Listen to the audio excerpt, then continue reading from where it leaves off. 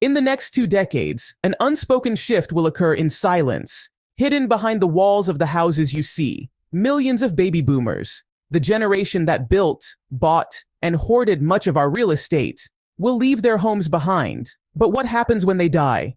What will become of the housing market, of young people left stranded, and of a nation struggling to redefine wealth itself? The dream of homeownership, a simple cornerstone of American life, has mutated into something far more complex. According to the National Association of Realtors, home prices have risen over 120% in the last 20 years, far outpacing wages. But why does owning a home now define wealth? Because homes are no longer just shelter. They're investments, hedges against inflation, status symbols, and vehicles for generational wealth transfer. John Burns, real estate consultant. For boomers, homes represented stability. For millennials and Gen Z, they represent an impossible standard. Owning a home now separates the financially comfortable from the struggling. The Federal Reserve reported in 2023 that the median net worth of homeowners is over $300,000, while renters sit below $8,000.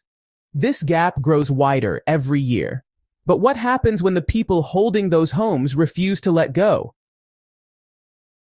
The baby boomer generation controls nearly 44% of all real estate wealth in the United States. Yet, according to Zillow, over 60% of boomers plan to age in place. Why? Some reasons are practical. Healthcare advancements mean boomers are living longer, healthier lives. Others are emotional. Their homes hold memories, identity, and financial security. This house is everything. We raised our kids here. Why would we leave? Says Steve and Ann Zimmer. But this refusal to sell creates a bottleneck. Younger buyers, desperate to enter the market, find fewer homes and higher prices. Housing inventory dropped to a historic low in 2023, according to Redfin. And the question arises, will inheritance fix this crisis? Please like and subscribe. Leave your thoughts in the comments. Your support is appreciated. Thank you.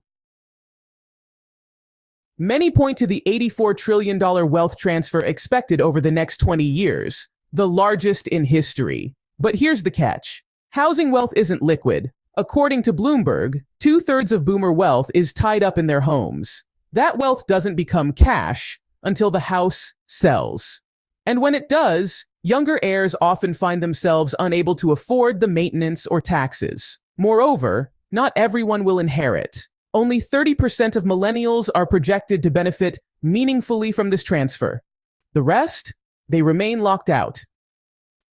Teresa Ghilarducci, economist. Inheritance is not a policy solution. It's uneven, unpredictable, and doesn't fix the core issue of affordability.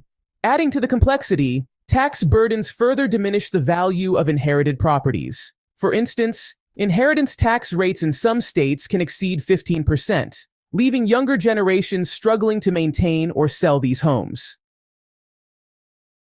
There is, however, one force that will pry homes from boomers' hands: nursing home costs. In the United States, the median cost of a private room in a nursing home is over $100,000 per year, according to Genworth Financial. With healthcare costs rising faster than inflation, many boomers are forced to sell their homes to fund their care. But this comes at a price.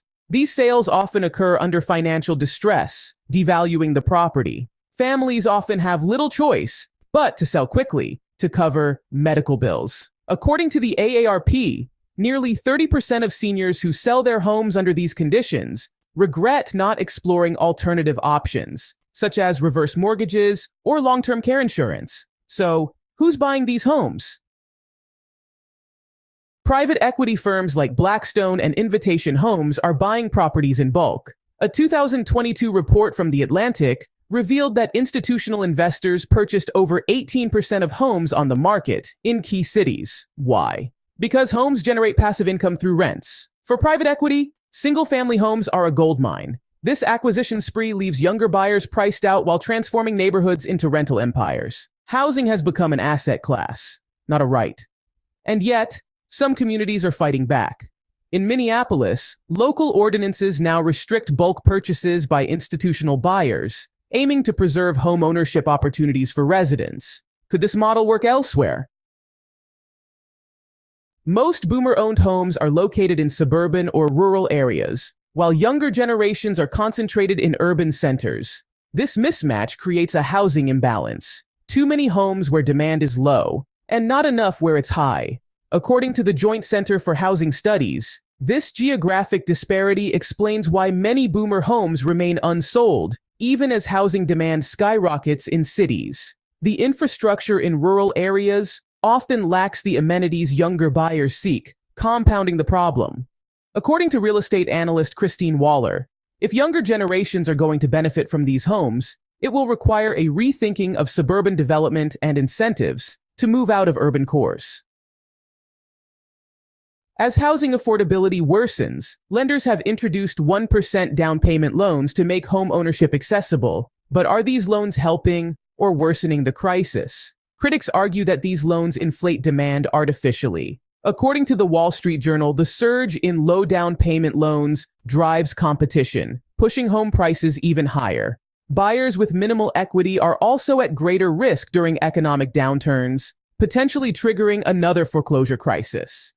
Programs like this are short-term solutions that create long-term risks.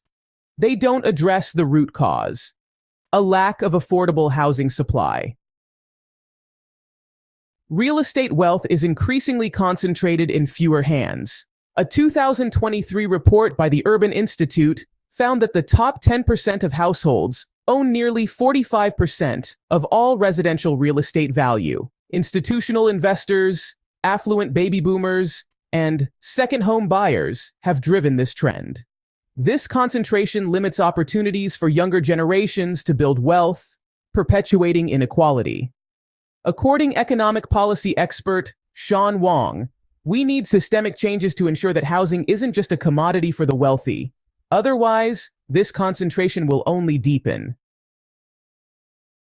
As boomers hold onto their homes and institutional investors dominate the market, rental prices skyrocket. In 2023, median rents reached a record at a little over $2,000 per month.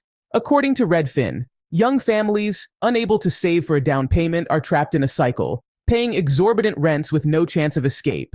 Could this pressure force younger generations to rethink homeownership entirely? Surprisingly, boomers' deaths haven't flooded the market with homes, and likely won't. The issue lies in location. Research from Harvard's Joint Center for Housing Studies shows that most boomers live in suburban or rural areas where demand is lower. Young buyers prefer urban centers where jobs are. Empty homes in the wrong places don't solve the crisis. Cash offers. No contingencies. Speed. Young buyers using traditional mortgages can't compete with institutional investors who swoop in with cash. According to the Wall Street Journal, institutional buyers often purchase homes 30% faster than individual buyers. We lost out to a cash offer again. This rigged competition makes home ownership feel like a pipe dream, according to Mark Roque, a first-time home buyer. So, what can younger generations do? Younger generations must adapt to new realities. Here are 3 strategies. Consider smaller, less traditional homes. Tiny homes and manufactured housing provide affordable alternatives. Advocate for zoning reform. Policies that allow multifamily housing could create more options. Invest in housing cooperatives. Shared ownership models could democratize access to real estate. What do you think? Will younger buyers ever overcome these challenges, or is homeownership a relic of the past? When boomers pass, their homes may not save the housing market. Private equity profits, young people struggle, and wealth grows more concentrated. This story, our story, is one of broken dreams and shifting realities. But perhaps it's also a story of opportunity to reshape what housing means for future generations. Thank you for watching this video. Please like and subscribe. You can check out another video that is now on your screen.